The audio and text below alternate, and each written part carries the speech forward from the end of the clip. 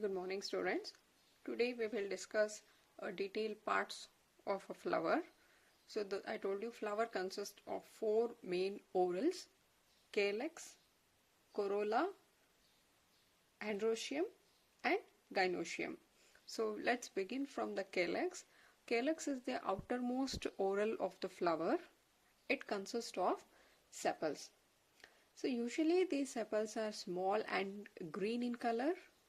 The main function of any sepals is to protect other floral organ when the flower is still in a bud condition. When flower is in a bud condition, that is when flower are not yet opened, in a closed condition, these sepals cover the flower and they are protecting all other floral organs which is present within these sepals. So the main function of sepal is to protect the floral organs when they are in the bud condition. And the calyx can be of two types. The sepals present may be free. If they are free, you call such condition as polycephalous. Poly meaning free, sepals, when the sepals are free. And the second condition is these sepals may be fused. That condition you call it as gamocephalous. If you look at this diagram, you can see here this green portion what we are talking. These are called as a calyx. In case of Malvaceae, you also have this apicalyx. You can see it in hibiscus flower. So talking of this calyx, each one you call it as a sepals. In this condition, you can see that sepals are fused. Clear? And here in NCERT textbook, they have given this outer portion. You call it as a calyx. You can see calyx has been removed and showed for you. The main function, remember the function of calyx is to protect the floral organ during bud condition, and the calyx can be free or they can be fused. Here also you can see all this are the calyx. The next oral, the second oral of the flower is called corolla. It consists of petals. Usually petals are bright colored and they are scented. We know usually the petals are very large, very bright, they are very colorful with some fragrance too. These are all meant to attract the insects for pollination. Pollination is a process of transferring pollen grains onto the stigma of a flower that is important for a sexual reproduction to happen, and these are the agents which will do this pollination. The animals or insects are one of the major pollinators which will help in the pollination, and these colorness, the bright color or whether it is the fragrance, these are all there to attract the insects towards them. And now these insects go and sit on the petals. They might even search for a safe place to lay egg, or they can also consume the nectar which is present in the flower. But whatever, while doing this process, the pollen grains get adhered to this insect, and these insects will now carry the pollen grains to the other flower, and that is how they help in the pollination process. And here also the petals can be free. It is called as polypetalous. Free petals are called as polypetalous. Free sepals are called as polycephalous. If the petals are in a fused condition, you call it as a gamopetalous. Petals are fused. If sepals are fused, you call it as gamocephalous. And again, estivation is also one of the important 5 marks question. Now, what is estivation? Arrangement of sepals and petals in the bud condition of a flower. Now we know what are the petals and sepals. Depending upon how exactly they are arranged in the bud, you call it as estivation, and there are different types. The first type of estivation are called valvate. In this case, whether it is a sepal or petals, they just touch each other. Marginally they touch each other. See, in the diagram is also important. So these are all the petals, or you can say they are the sepals. So totally there are 5 petals or 5 sepals. You can see here this petal has just touched the margin of the next one, and from that margin you can see the next one. This is how you can see here. This is one petal. From the margin again you can see the second one, third one, fourth and fifth. And this type of arrangement is called as valvate type of estivation. The second one is called twisted. In case of twisted, the petals or sepals are just overlapped on each other. You can see here, this is the one petal or sepals. One end is outside and another one is inside. And in the next petal or sepal, you can see one is out, in. So again here also you can see one out, in, out, in, out, in. This is how they are arranged. Practice diagram also. See, I'll write here one for you. See, if I take this as one, it can be sepal or petal, whatever we call it, as estivation only. This is one petal. One end of the petal is outside and other end of the petal is inside.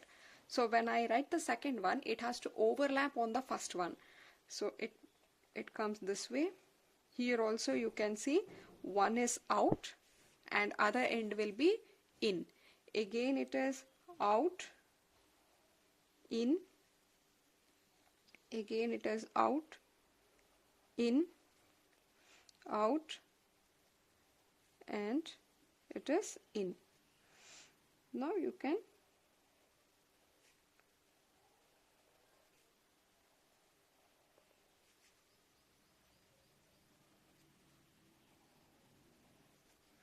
am I clear now? You can see here out, in, in. Third one is again one end is out, the other end is in. Again fourth one it is out, in, out, in. This type of overlapping petals or sepal arrangement you call it as a twisted type. And the third one you call it as imbricate. In case of imbricate also you can find the overlapping, but they are not in any particular direction. As we have seen, even in case of twisted also there was overlapping, but they followed one particular pattern, that is in, out, out, in, like this. But in case of imbricate, they are overlapped but no proper direction. You can see here one is completely in, both the end is completely in, and one more here it is one is out and one more is in. In the third one completely it is out, fourth one out, in and out, fifth one again in and out.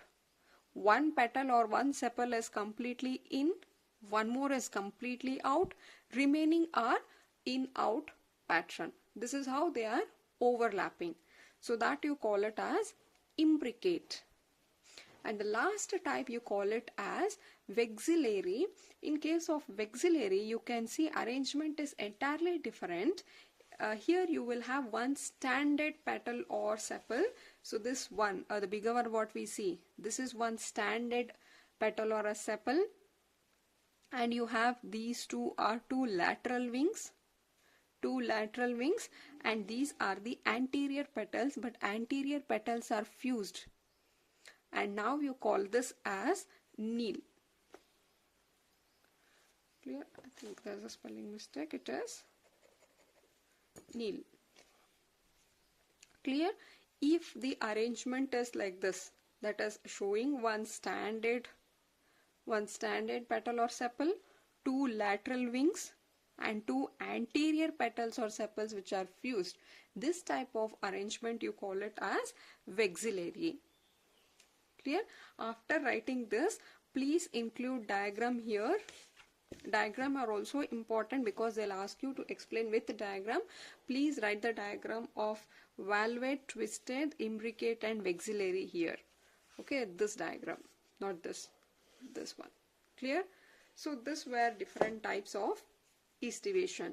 Moving on to the, see, in a flower you can see the outermost calyx, and this red one are the petals, and the third oral are called androecium, and the fourth one you call it as a gynoecium. So now we will talk of this androecium. So androecium is a third oral consisting of stamen. The stamen are male reproductive organ. They are the male reproductive organ.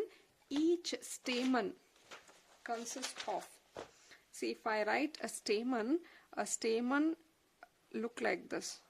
They will have, each stamen will have a filament, then they have a bilobed structure. It can be unilobed also, but they have a lobed structure. This you call it as a anther, and these are called filament, and this you call it as stamen. Clear? Each stamen will have a filamentous structure called the filament and a lobed structure called anther. It is inside this anther we will have the pollen sac. Inside the pollen sac, the pollen grains are produced. Inside this pollen grains, we will have the male gamete. Inside this, you will have the male gamete. I'll repeat once again. Anther. Inside anther, you will have the pollen sac. Within the pollen sac, pollen grains are formed. And if you open pollen grains, you will get the male gamete. Fertile stamen. If the stamen are fertile, they will produce the pollen grain. There are stamen which do not produce the pollen grains. They are called sterile stamen. They can't produce the pollen grain. Those are called as staminodes. There might be fertile stamen which has a capacity to produce a pollen grain, and some stamen, they don't have that capacity to produce a pollen grain. They are sterile in nature, and those are called as staminoids. Now, where are these stamens attached to? That is adhesion of stamen. You can see the stamens on different parts. One is the stamen can be united. They can be present with the perianth. So now you know what is perianth. If you are unable to distinguish sepals and petals, when these are fused, you call that structure as perianth. When we are getting a stamen from this perianth, if it is attached to this perianth, you call it as epiphyllus.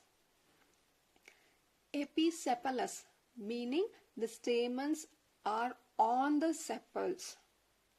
Here the stamens are on the petals, epipetalous. Ninandrous are when they are united along with the gynoecium. So these are the different location where you can find the stamen. And now I told you there is number of stamens present. Those stamens can be free from one another.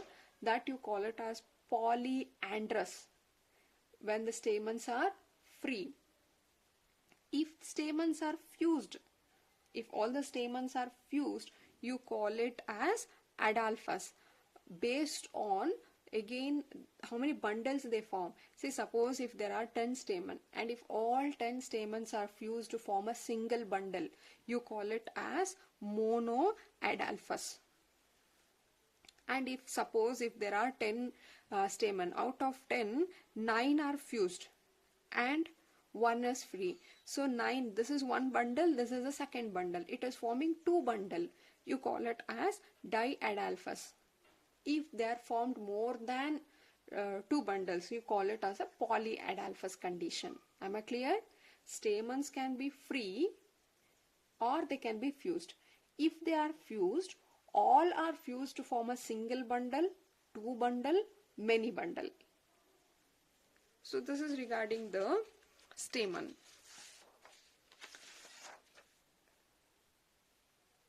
See here, these are different kinds of fixation. That is how exactly the anthers which are present are going to fix with this filament. Depending upon that, you will find different types, and this is not necessary for you for this year. I'll explain you in the next year. That is adenylate, basifixed, dorsifixed, and versatile. You can see here in case of adenate type of fixation, the filament runs throughout the anther. But in case of basifixed, it is not like that. Here is our anther. The filament is coming from the base of the anther. In dorsifixed, it is from the backside of the anther. Here it is coming. In versatile, it is attached at the point so that the anthers can easily swing. So these are all different types of fixation, and this is what, again, depending upon the length of the stamen. In a same flower, you can see that the length of the stamen can vary. Here you can see all these four are the stamen, but the length of the stamen varies depending upon the length. This condition is called as didynamous condition. Didynamous meaning here you can see there are 4 stamen, but out of 4 stamen, 2 are long and 2 are short. That is why you call it as didynamous. Di and di, that is 2 long and 2 short stamens are found. There is one more called tetradynamous. Here also you have 2 bundles. You can see out of here you have totally 1, 2, 3, 4, 5, 6 stamens are present. Out of 6 stamen, 4 are long and 2 are short. These 4 from one bundle, these 2 are of same length. So this type you call it as tetra. Tetra, 4 are 4 long, and dynamous again 2 are short. 4 long and 2 short. Here it is 2 long, 2 short. They are called didynamous and tetradynamous. Again, I told you regarding the fused condition. In this diagram you can see here, this is monoadalphous. In case of monoadalphous, all the stamens are fused to form a single bundle. You call it as a monoadalphous. In this case you can see it as diadalphous. In diadalphous there are 2 bundles. This is one bundle. Some of the stamens have fused to form one bundle, and this one is separate. So this forms one bundle and this forms the second bundle. In case of polyadalphous, there are many bundles found. So this is all about the stamen or the androecium. Moving on to the next oral, that is the innermost oral of the flower. You call it as gynoecium, or it is also called as pistil. I told you these are the female reproductive organ. These are the female reproductive organ, meaning these are the structures which is going to carry the female gamete. Previously we have seen that the androecium or the stamen was the male reproductive organ. Here you can find the male gamete was present. It is in this structure, oral, you can find the female gametes. Now it can have 1 to many carpels. It consists of, like androecium consists of stamen, the gynoecium consists of many carpel. It can be a single carpel or it can be a many carpel. If it is a single carpel, you call it as a monocarpellary. If one carpel, I told you it shows 1 to many carpel. If it is having one carpel, you call it as monocarpellary. You call it as monocarpellary. If they have 2 carpel, you call them as bicarpellary. Bicarpellary, like that. If it is 3, you call it as tricarpellary. If it is 4, tetra, 5, penta, more than 5, you call it as multicarpellary. Am I clear? 1 carpel monocarpellary, 2 carpel bicarpellary, 3 tri, 4 tetra, 5 pentacarpal, more than 5, you call it as multicarpillary. Now each carpel consists of a stigma, style and ovary. If you take each carpel,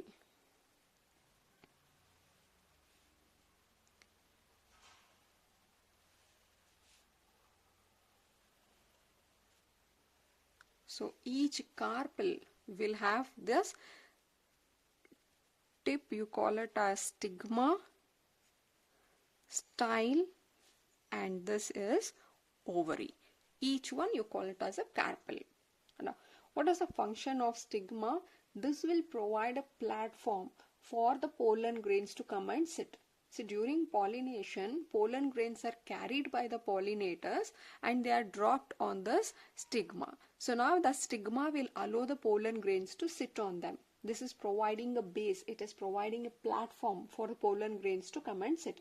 That is the function of the stigma. And next is the style. Style is just a filament which will connect the stigma to the ovary. Again style can also be of two types.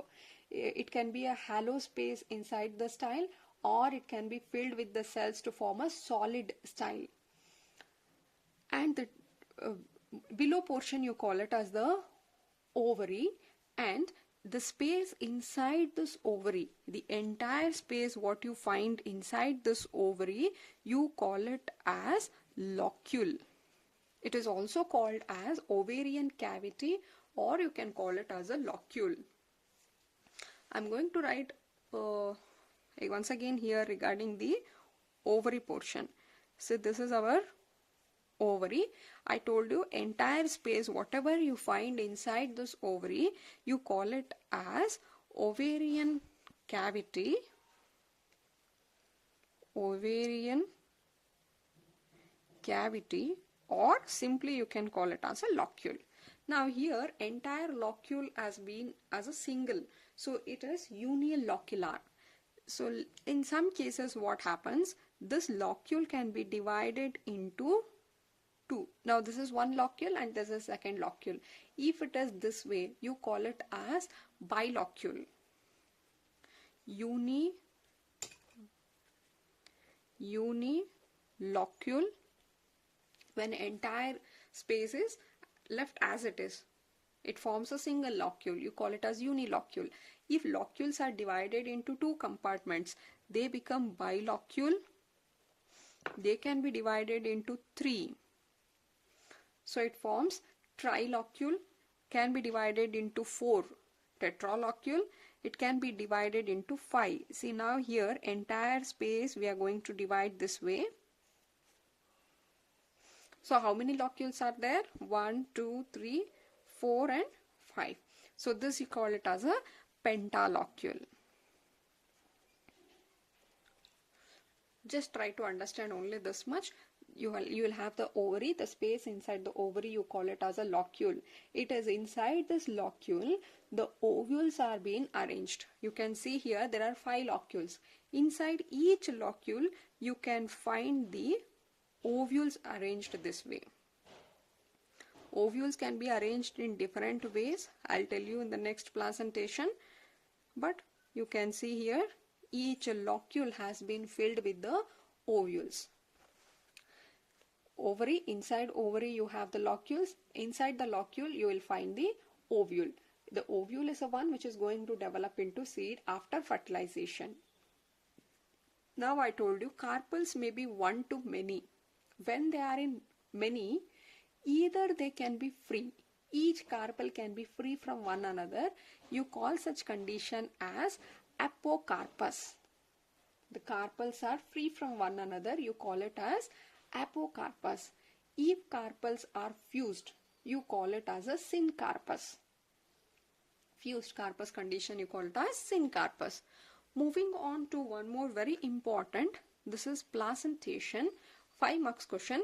So the arrangement of ovule within the ovary. I told you ovary, inside the ovary you have a locules. Inside this locule we have arranged the ovule. So arrangement of ovule inside the ovary, you call it as placentation. Now, what are the different types of placentation? So, one, it is called marginal, axial, parietal, free central, and basal. Let us see one by one. Marginal. The ovules are found in the margin region. Here you can see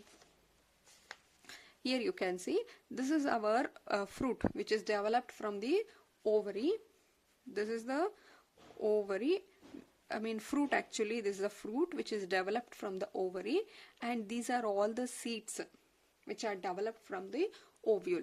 In this condition, you can see here the ovules are arranged at a margin. There is a line, and you can see all ovules arranged at the margin.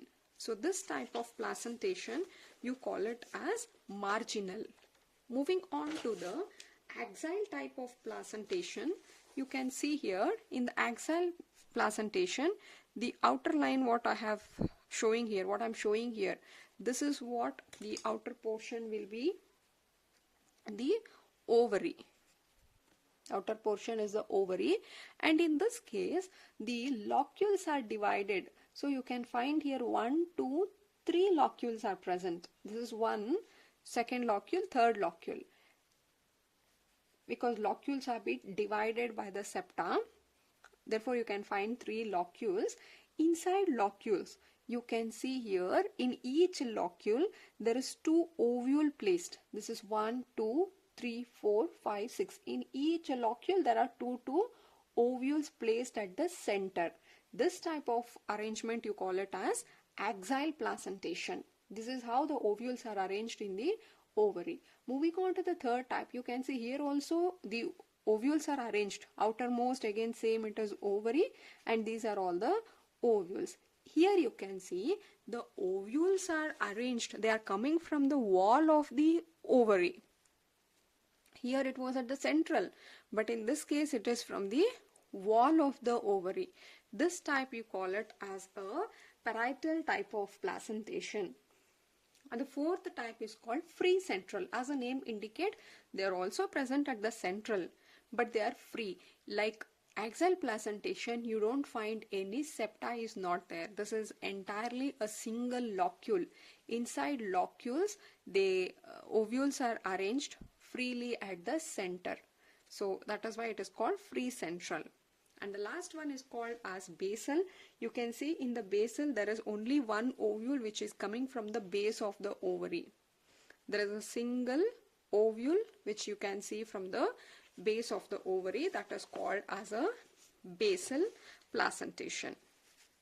This is, I told you again, this is very important. Also please, after writing this, include the diagram here which is given in NCERT textbook. Marginal, ovules in the margin.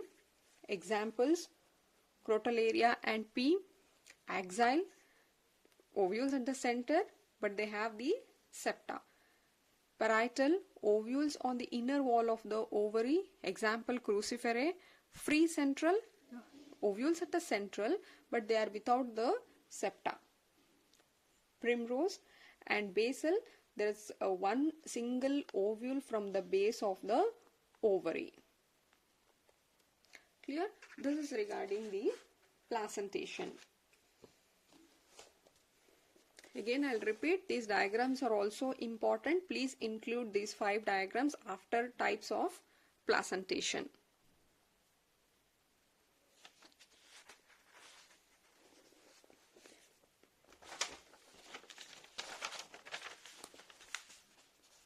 See, if this is a ovary,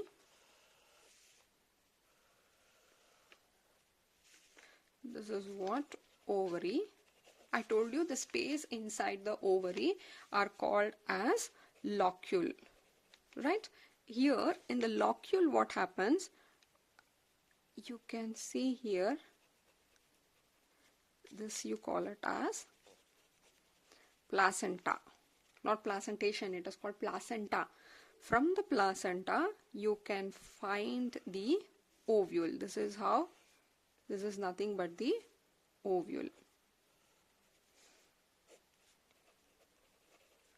So now these ovules are attached to the ovary from this point. This is called as a placenta. This is how they derive the nutritions. Clear? So placentation is different. That is the arrangement of ovule, how exactly the ovules are arranged within the ovary. Don't write it that is arrangement of ovary within the ovule. It is arrangement of ovule within the ovary. And these are all the types. After writing types, include the diagram here. Clear? This is all for today. We have seen calyx, we have seen corolla, androecium and gynoecium. This is all about the flower. In the next class, we will take up the fruit and seeds. Thank you.